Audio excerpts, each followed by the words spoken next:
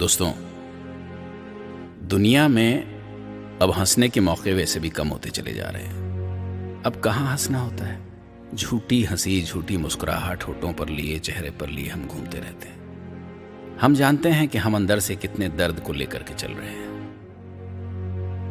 हंसना जितना आसान होता है उतना ही मुश्किल होता है किसी को हंसाना। और हंसाने का फन जिसे हासिल हो गया वो दुनिया को कभी भी तकलीफ में नहीं देखना चाहेगा। लेकिन क्या ही कुदरत है, हंसाने वाले को भी एक दिन खामोश होना होता है। अब देखिए ना, एक आवाज और खामोश हो गई। उस कमबख्त ने भी ऐसी खामोशी अख्तियार कर ली कि अब वो कभी भी अपनी अदाकारी से नहीं हंसा पाएगा। मेरे दादा अक्सर एक बात कहा करते थे, हंसाने वाले को हंसाना बहुत मुश्किल होता है, क्योंकि अक्सर वो इंसान सबसे ज्यादा दर्द से भरा हुआ होता है।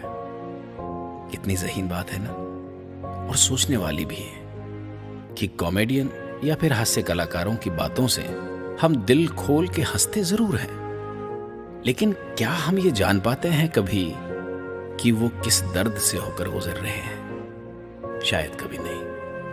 दौलत, शोहरत और मकबूलियत ये सब धरे के धरे रह जाते हैं जब इंसान अपने होने के वजूद से बिछड़ने लगता है। ये तो जाहिर है ना कि हंसने हंसाने का सलीका उसे ही आ सकता है जिसके पास एहसास और शिद्दत से भरे लम्हों में रोने के तजुर्बों का जखीरा हो। यकीनन एक कॉमेडियन सबसे ज्यादा हसास इंसान होता है, क्योंकि उसे मालूम होता है कि एक इंसान की ज़हनी कैफियत क्या होती है और किस वाक़े पर क्या कहकर उसे हंसाया जा सकता है।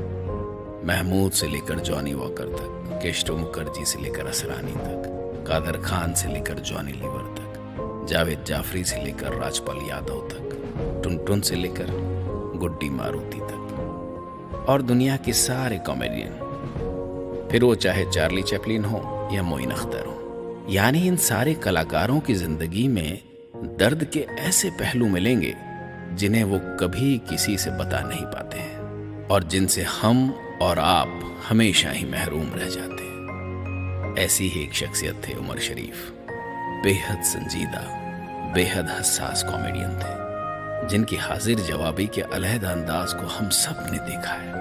पूरी दुनिया उनकी इस कदर शैदाई थी कि अगर बिना कुछ कहे किसी को महज एक नजर देख भर लेते थे तो सामने वाले के होठों पर कह कहे फूट उठते थे।